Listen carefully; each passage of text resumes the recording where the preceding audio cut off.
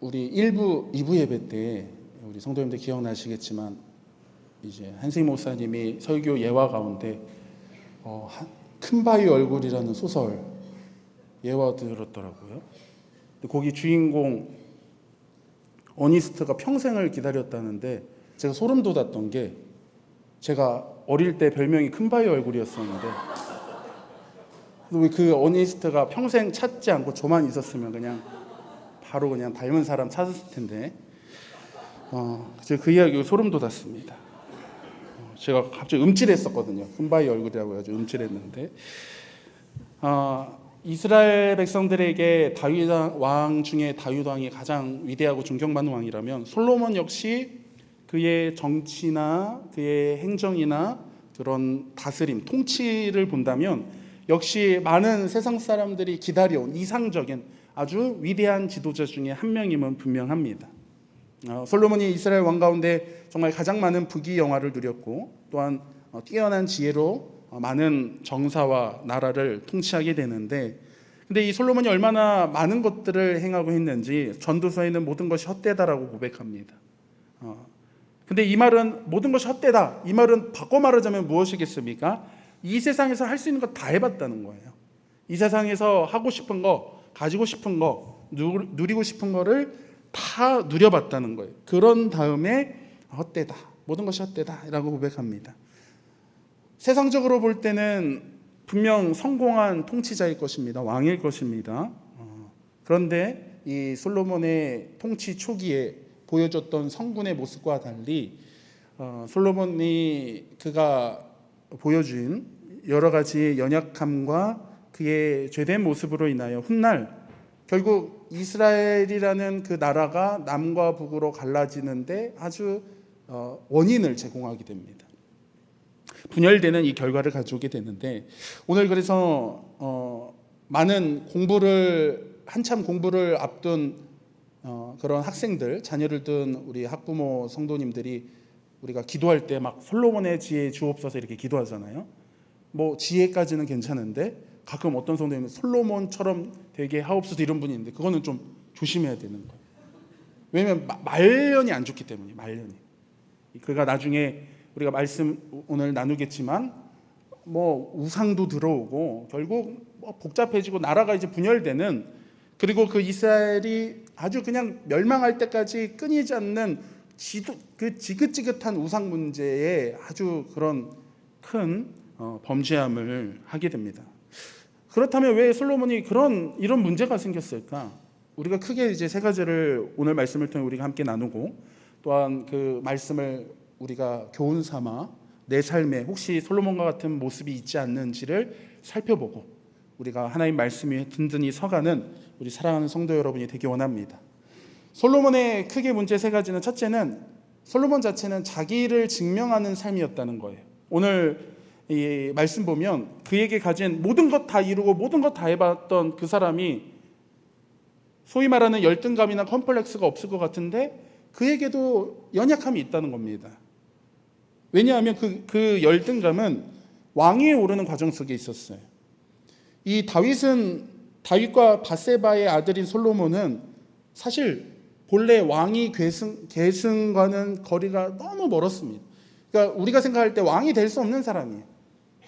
먼저 다윗의 아들들의 왕위 계승 순위를 우리가 간략하게 살펴보자면 먼저는 다윗의 첫째 아들이죠.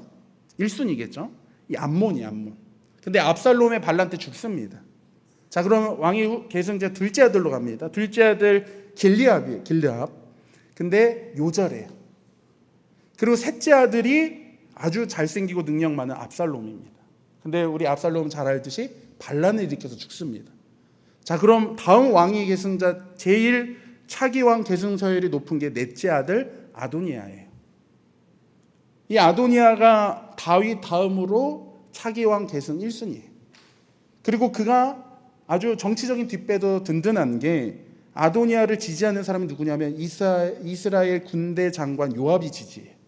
그리고 대제사장인 아비아달이 지지해요. 나라의 군대 권력을 쥔 군대 장관과 정치의 종교의 최고의 대제사장이 아도니아를 지지합니다. 그에 반면 솔로몬은 밧세바의 소생으로 왕위 계승 순위도 낮습니다. 그리고 그를 지지하는 사람은 제사장 사독, 그리고 근위대장 분야회가 전부예요. 그러니까 대제사장과 제사장은 비교할 수가 없는 거예요. 군대 장관과 근위대장은 비교할 수도 없는 거예요. 그러다 보니 이 솔로몬은 정치적으로도 그리고 왕위 계승 순위로도 다윗을 이은 차기 왕의 거리가 먼 사람이었어요. 그런데 오늘 우리가 함께 읽었던 말씀 보니까 선지자 나단과 이 솔로몬의 어머니 밧세바가 의기투합을 해서 자신의 아들 솔로몬을 왕으로 만들기 힘을 쓴 것입니다. 누가 봐도 아도니아가 자연스럽게 될 이 상황 속에 이 선지자 나단과 그 어머니 밧세바가 의기투합해서 빨리 다윗 왕한테 가서 요청하자. 그래서 이 밧세바가 다윗 왕에게 직접 찾아가 자신의 아들 솔로몬을 왕으로 세워줄 것을 요청하게 돼요. 약속 지키십시오, 왕이시여. 그래서 다윗이 밧세바의 요청에 손을 들어주고 너무나도 강력한 이 아도니아의 세력이 손쓸 틈도 없이 솔로몬에게 왕위를 물려주게 됩니다. 왕위 계승이 마치게 돼요. 자, 그러면 우리가 볼 땐 여기서 잘 끝난 것 같잖아요. 근데 여기서 무슨 문제가 발생하냐? 누가 문제냐면 솔로몬 자체가 문제예요. 무슨 문제냐? 솔로몬 자체가 만약에 자기가 능력이 뛰어나고 대단하고 왕위 계승 순위 자체가 자연스럽게 올라갔다면 문제가 안 될 텐데, 지금 어떻게 보면은 어머니 밧세바와 선지자 나단에 의해서 왕위에 올라가진 케이스라는 거예요. 그러다 보니 다른 다른 사람들 눈에는 솔로몬이 부모 잘 만나서 왕 됐네. 능력 없는 게 소위 말하는 요즘 말로 금수저에서 왕이 올랐네. 이런 시선이 있다는 거예요. 그렇다 보니 솔로몬은 이미 나는 왕이에요. 그런데 그에게는 이 억눌리는 것이 무엇이냐면 내가 자신이 왕이 된 것이 어머니 밧세바 덕분이 아니라 나 스스로 왕이라는 그 자격을 증명해야 되는 것입니다. 뛰어남을 증명해야 되는 거예요. 꼬리표처럼 달고 있는 솔로몬은 엄마랑 그 선지자 나단이 올려준 거잖아. 이 꼬리표를 떼야 되는 거예요. 그래서 솔로몬이 평생에 걸쳐서 자기를 증명합니다. 내가 뛰어난 왕이다. 나는 어머니 밧세바나 선지자 나단의 도움 없이도 왕이 될 만한 그런 제목이다. 그것을 끊임없이 증명합니다. 이게 열등감이 된 거예요. 여러분, 우리 안에 열등감이 참 무서운 것입니다. 어떤 사람이 예를 들어 학력에 대한 열등감이 있습니다. 그럼 그 사람은 그것이 평생 한이 되는 거예요. 그래서 나중에라도 뒤늦게 공부를 시작해서 졸업장이라든지 학위를 따는 것을 보게 됩니다. 정말 어떤 배움의 갈급함이 있어서가 아니라 이런 학위나 졸업장으로 인하여 자기를 증명하려는 거예요. 나 이렇게 배움이 있는 사람이야. 나 이렇게 그래도 학위 딴 사람이야. 그리고 그런 케이스가 아니더라도 자기가 못하면 자녀를 통해서라도 그것을 증명하려는 사람들이 있어요. 자녀가 좋은 대학을 어떻게든 보내서 자녀를 통하여 자기의 그런 열등감을 해결하려는, 증명하려는 그런 일도 있습니다. 이런 열등감들은 학력뿐만이 아니죠. 돈이나 명예, 외모, 우리 삶의 수많은 것들이 나 자신을 증명하기 위해 나타내는 것들이 많이 있습니다. 특히나 요새 젊은 사람들 보면 SNS 같은데 많은 것들을 증명하죠. 나타내는 거예요. 나 이런 집에 사는 사람이야. 나 이런 옷 입는 사람이야. 나 이런 차 타고 다니는 사람이야. 끊임없이 증명하는 거예요. 자기 자신 본래로는 말을 못하고 무언가를 입고 무언가를 차고 무언가를 주렁주렁 달아야 자기를 증명하는 그런 것이 자기를 나타내는 그런 모습을 보게 됩니다. 그러니까 솔로몬도요, 왕위에 올랐지만 그에게 끊임없이 억눌리는 것이 무엇이냐면 어머니의 도움으로 왕이 된 것이 아니라 내 능력으로 왕이 되었음을 증명해야 되는 거예요. 그래서 자기 왕국을 발전시킵니다. 잘 사는 나라 만드는 거예요. 강력한 왕국 만드는 거예요. 넓은 영토 만드는 거예요.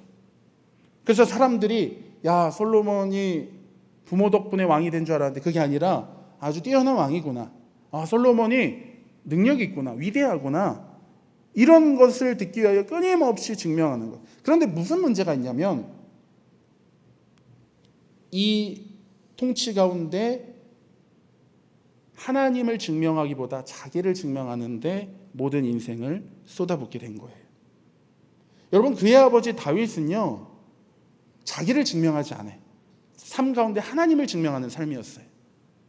언제나 하나님을 드러내고 언제나 하나님을 높이고 모든 것을 하나님께 맡기며 합력하여 선을 이루는 왕이었습니다. 심지어 다윗의 삶에 고난과 어려움이 찾아올지라도 그 어려운 가운데서도 하나님의 뜻을 믿고 나갔다는 거예요. 그래서 다윗의 통치를 보면 우리가 볼 때는 좀 답답한 모습도 보이기도 합니다. 예를 들어 블레셋이 쳐들어왔어요. 왕이라면 당연히 그 국경을 넘어 쳐들어온 블레셋을 맞서 싸우는 것이 그것이 왕의 소임이고 당연한 일인데 다윗은 기도합니다. 하나님, 다윗이 블레셋 적군이 쳐들어왔는데 어떻게 할까요? 싸울까요? 무엇이든지 하나님께 기도로 나아가는 왕이었어요. 그리고 하나님을 증명하는 사람이었어요. 그런데 솔로몬은 자기를 증명하는 거예요. 자기를 나타내야 되는 거예요. 그리고 그 증명 방법이 하나님께 나아가 기도로 묻고 말씀으로 나아가는 것이 아니라 인간적인 방법이었다는 것입니다. 그래서 대표적으로 솔로몬의 통치 가운데 그가 행한 정치 가운데 아주 대표적인 인간적인 방법이 무엇이냐면 주변의 수많은 여러 나라들의 공주나 유력한 딸들과 혼인을 맺은 것입니다. 정략 결혼이죠. 그게 외교 방법이에요. 대표적으로 이방 나라의 수많은 딸들과 결혼한 것. 특히 그가 가진 업적이라고 말할 수도 있지만 바로의 딸과도 결혼합니다.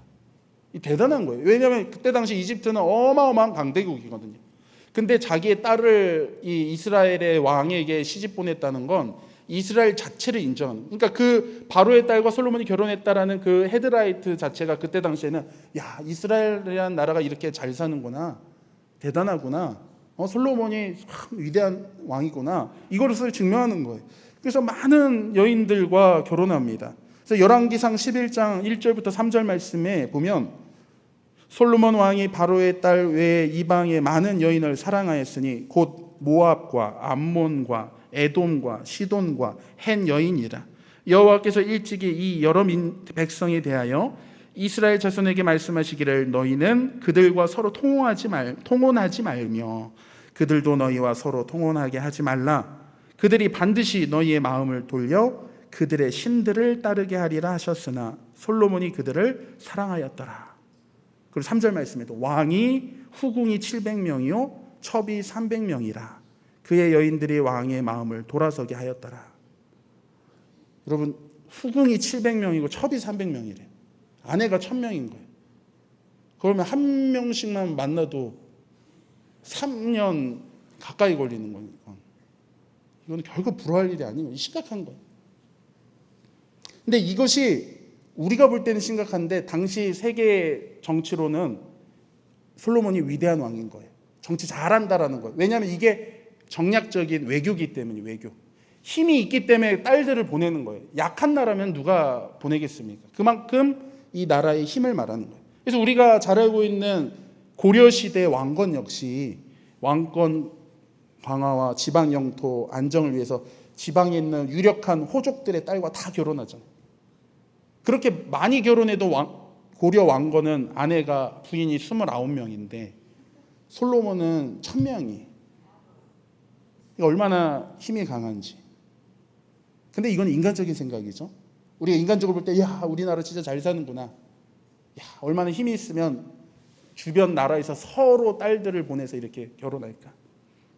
근데 이거는 인간적인 거고 하나님 보실 땐 뭡니까? 하나님께서 이방 민족과 결혼하지 말라고 하셨어요.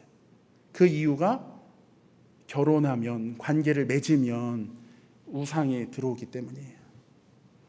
근데 솔로몬은 하나님께 기도하고 묻고 의지하기보다 인간적인 방법으로 나아간 것입니다. 왜냐? 자기를 증명해야 돼요. 꼬리표 떼야 돼.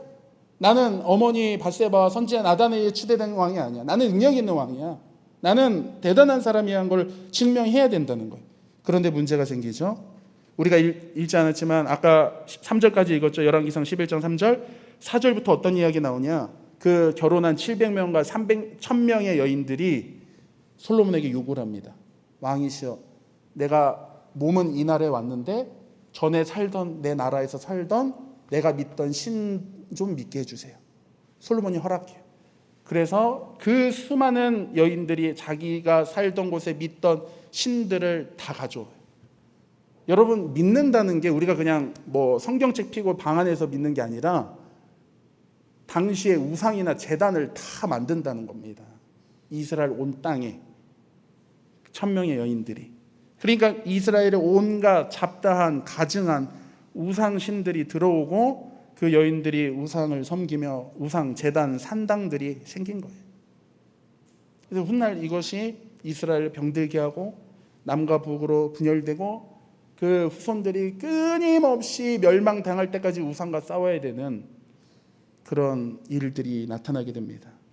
사랑하는 성도 여러분, 우리도 마찬가지. 우리 이 말씀 보면서 여러분, 아무리 부족하고 어려워도 하나님을 증명하는 삶을 살아야 됨을 믿으시기 바랍니다. 여러분, 나를 증명하면 그건 아무 소용이 없는 거예요. 내가 이런 사람이다, 내가 저런 사람이다.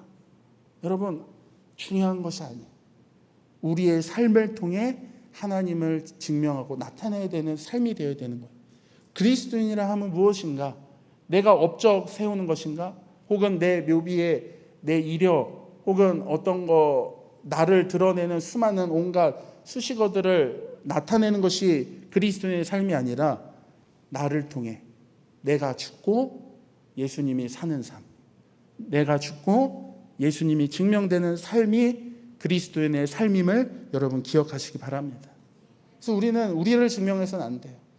이것이 우리는 크고 작고 이런 모습들이 나타나요. 나도 모르게 알게 모르게 이런 모습들이 나타나는 것, 나를 증명하는 것, 나를 나타내는 것.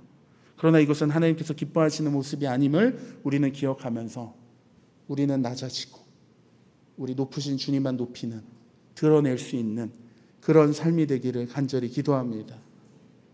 여러분, 솔로몬이 첫 번째 약점이 자기를 증명하는 삶이었다면, 두 번째는 그의 연약함은 광야가 없다는 거예요.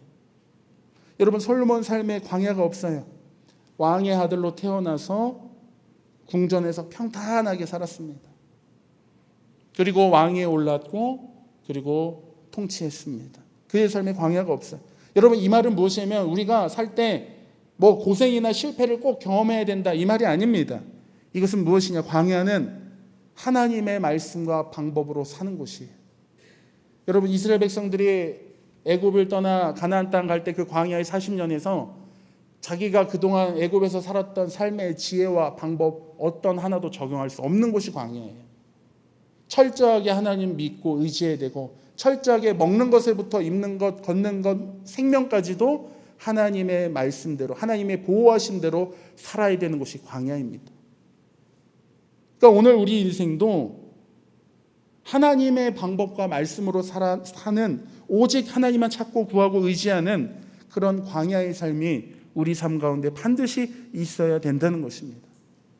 여러분, 광야는 내 욕망으로 살 수 없는 곳이, 내가 하고 싶은 것이 아무것도 할 수 없는 곳이, 내가 가고 싶어도 갈 수 없어요. 하나님이 구름 기둥 불 기둥 움직여야지 갈 수 있는 곳이, 내가 막 더 가고 싶어요. 근데 하나님이 멈추시면 나는 가지 않고 멈춰야 되는 곳이 광야인 거예요. 철저하게 하나님의 말씀으로 사는 곳입니다. 그것이 바로 광야예요. 우리 인생의 신앙의 그런 곳을 우리가 경험해야 돼요. 하나님의 은혜로 사는 법, 하나님의 말씀으로 사는 법. 때로는 목마름과 전쟁의 위협이 찾아올지라도 그 가운데 하나님께 기도로 승리하는 법을 경험하는 곳이 광야인 것입니다. 광야에서는 내가 가진 거 다 내려놓고 오직 하나님의 능력과 하나님의 공급을 경험하는 곳이. 그러니까 솔로몬에게는 그런 시기가 인생에 없다는 거예요. 어떤 문제가 있을 때, 고난이 있을 때 하나님 앞에 찾아가서 눈물로 기도하면서 하나님밖에 없습니다, 저 살려주세요, 이 시기가 없는 거예요. 그 아버지 다윗은 그 시기가 너무나도 있지요. 우리가 잘 알고 있는 다윗의 삶, 사울에 의해 도망자로 도망다니며 그가 도망다니며 말 위에서도 동굴 속에서도 눈물로 하나님 앞에 기도하는 거예요. 하나님 살려주세요, 하나님밖에 없습니다. 그 광야가 있기 때문에 나중에 왕위에 올라서도 그가 여전히 겸손한 왕으로 하나님께 나아갔음을 우리는 기억해야 됩니다. 오늘 우리들도 마찬가지입니다. 우리 삶에 하나님의 말씀으로 사는, 하나님의 은혜와 공급으로만 사는 광야가 필요한 줄 믿으시기 바랍니다. 아마 광야를 지나고 계신 분도 있을 거예요. 근데 광야 속에서도 여전히 아직 고집을 내려놓지 못하고 하나님께 기도로 나아가기보다는 여전히 내 뜻대로 막 발버둥 치는 분들도 있을 것입니다. 그러나 광야는 우리가 주님께 모든 것을 내려놓고 오직 하나님의 능력과 하나님의 은혜로 사는 곳임을 우리는 믿으시기 바라며 주님 앞에 철저히 엎드려 주님께 나아가는 우리 사랑하는 성도 여러분 되기 원합니다. 마지막 솔로몬에게 없는 세 번째는 선지자가 없었다는 거예요. 영적인 멘토가 없었어요. 여러분, 다윗에게는 나단 선지자가 있었습니다. 다윗이요, 밧세바를 범하고 참 인간적으로도 끔찍한 범죄를 저질렀을 때 그의 곁에 나단 선지자가 있었다는 거예요.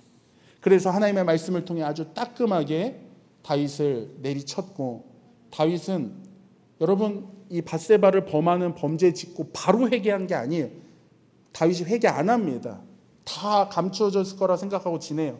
근데 나단 선지자를 통해 하나님께서 치실 때 그제서야 하나님 앞에 엎드려 회개하는 거예요. 그러니까 다윗이 살 수 있었던 건 그의 곁에 선지자 나단이 있었던 것입니다. 그런데 솔로몬에게는 없어요. 솔로몬에 이어서 르호보암, 아비암 왕까지 선지자가 없습니다.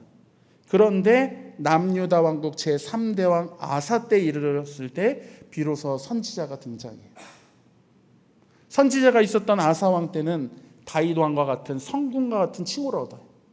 그리고 선지자가 옆에서 조언하며 도와주며 왕에게 궁전 선지자로서 도와줄 때 35년간 남유다 왕국은 전성기를 맞이합니다.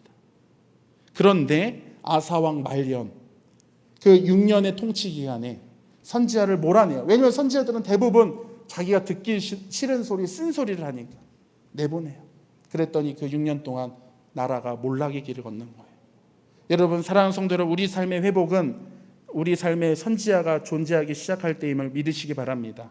이것은 어떤 인물이 있어야 된다, 사람이 붙여줘야 된다는 것이 아니라 선지자는 무슨 말이냐면 하나님의 말씀의 대언자로서 하나님의 말씀이 우리 삶에 있을 때 회복이 나타난다는 거예요.